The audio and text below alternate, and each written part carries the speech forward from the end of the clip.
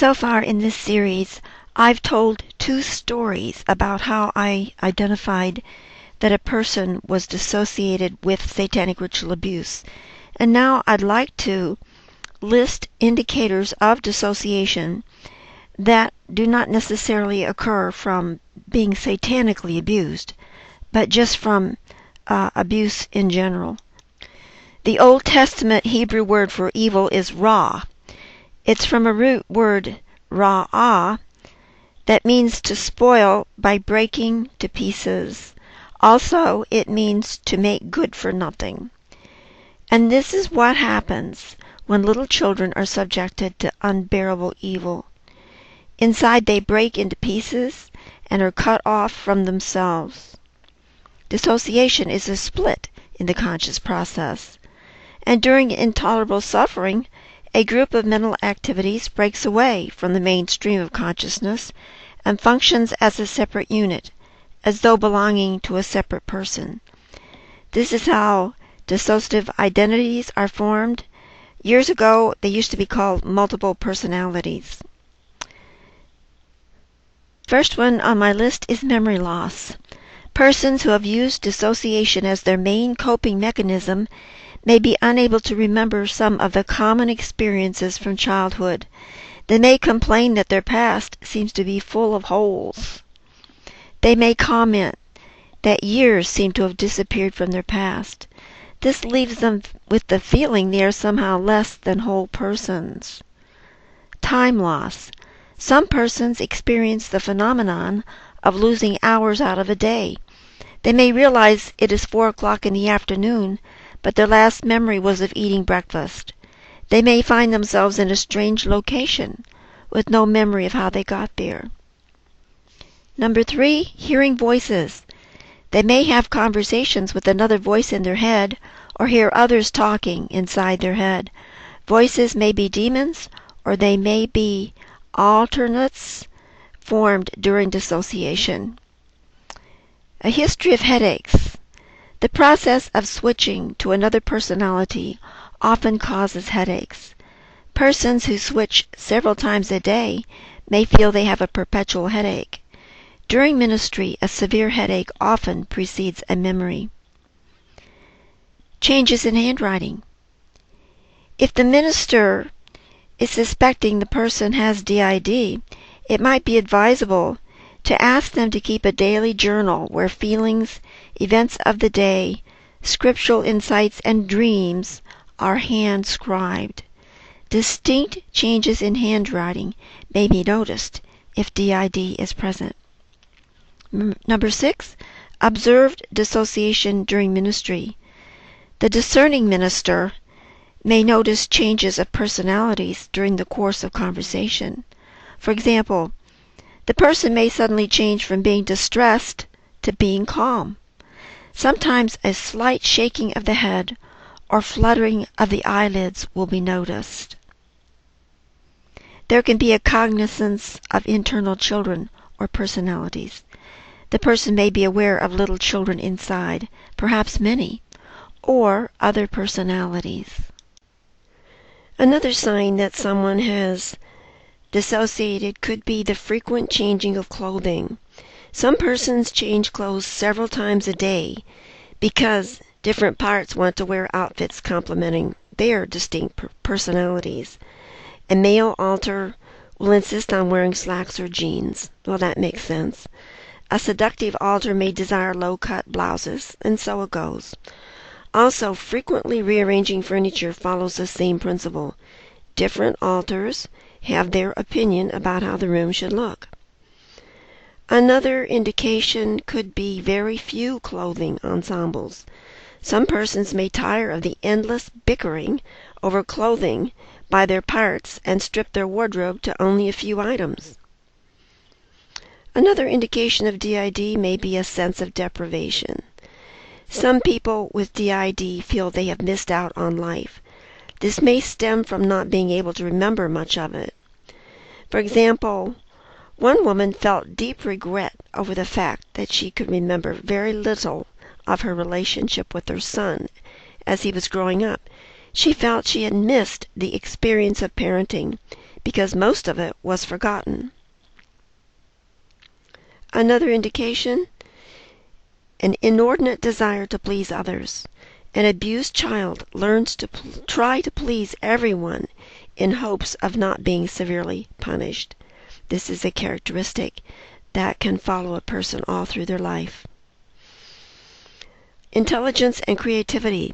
These characteristics are necessary to have the ability to dissociate. Creativity may be evidenced in poetry, art, music, etc. Some of these people are extremely gifted. I've really enjoyed hearing their poetry and also seeing some of their drawings. Some of them are able to draw what they see in their inner world very accurately. A person who is dissociated may have a very highly developed imagination. When abuse is severe and there's no safe place for escape, a child has to go inward into the imagination and invent their own safe world. I remember particularly one woman who was not allowed to go out and play when she was a little child. So she imagined playmates, she imagined a playground, and she could spend hours in her imagination pretending that she was outside playing with friends. Another indication could be a desire to play with or collect stuffed animals. Because this person may never have been allowed to be a child, child parts may surface when alone and want to play. Also, emotions disconnected from cognitive thoughts may be a sign of DID. The ability to talk about horrendous abuse which has not been healed with no emotion may be an indication that one personality is describing something that happened to another personality. Also, I've ministered to a gentleman who always had a very polite smile on his face, constantly. No matter what he talked about, no matter how terrible it was, he was always smiling. And of course that was very unnatural, and it was something that had been programmed into him. A person would need to have several of these indicators before we could suspect that they have DID. The ability to dissociate is a marvelous coping mechanism that enables someone to experience episodes of horror that would otherwise drive them insane. The mental health community has changed the term multiple personality disorders to dissociative identity disorders, but they are the same thing. I believe the term DID is far better and less confusing than multiple personality disorder. Some persons, upon learning they were MPD, thought they were crazy or hopelessly insane. This is not the case, but labels are sometimes frightening and confining. The words multiple personalities may have caused some persons to think they had more than one soul and spirit, that there were other human entities living within them. Then there are those who become enamored with their fascinating condition. For example, Hollywood movies such as Sybil or The Three Faces of Eve may have glamorized MPD to the public, and therefore some people who have that diagnosis could begin to base an identity around it, and that's very unhealthy. Some abused persons who have developed the coping mechanism of dissociation have never learned any other means of coping. They are particularly gifted in this area, and they may continue to dissociate whenever life seems unbearable. During this ministry, this method of coping needs to be discouraged and new coping mechanisms taught and encouraged. When an adult going through abuse ministry chooses to split, and they're a Christian, rather than coping with God's help, what they're doing is they're acting out of what they've always done, which is out of unbelief. And so the part that's formed through this splitting will be an unbeliever because it was formed in unbelief. Now this altar, being an unbeliever, becomes a pawn in the control of demons who will use that altar to work against the survivor to harm her. When the person who is ministering discerns this has occurred, they need to find the altar. They need to lead that altar to a commitment to Christ, or ask God to put that altar away in a safe place until a future time when they can be dealt with. I often pray and lock them up over the telephone. Sometimes when I'm not available, God sovereignly locks them up and then releases them during our ministry time. These can be very dangerous to a person to be, say, in the workplace, and a difficult situation arises and they split and form another altar. The one they formed is an unbeliever and can do them harm. So it's amazing how God intervenes in this ministry, and he just does awesome and mighty things to protect these people that are his most wounded little lambs. I remember one time I received a phone call from one of my survivor friends from her office. Her pager had vibrated, indicating she was getting an incoming call from me. She called to ask why I had just called her. The amazing thing is I hadn't called her, but my number appeared on her pager. As we talked, the Lord prompted a cult altar. Now, a cult altar is one that's formed and programmed by the cult years ago to sabotage the person they live in. And so this cult altar began to speak to me and boasted that she was going to have her call her brother.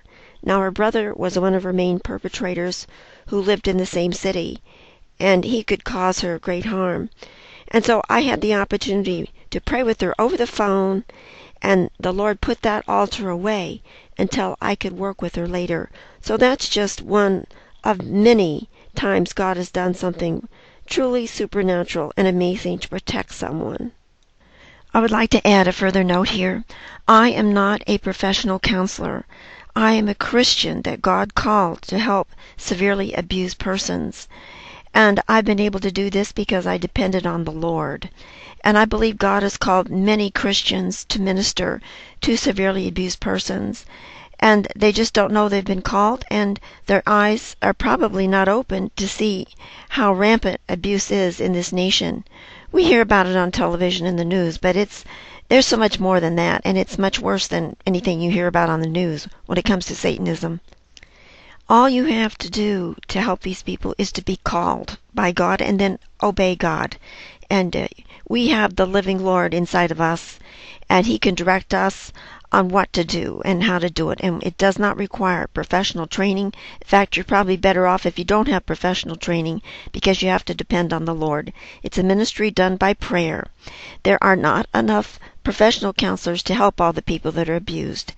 And that's why we need an army of Christians to rise up and help. Also, abused persons often have financial problems for various reasons, so they don't have the money for professional counselors. They just can't afford it. So I just feel a real call to call the church to rise up and be aware of what's going on and seek the Lord and ask him if perhaps you're called to help.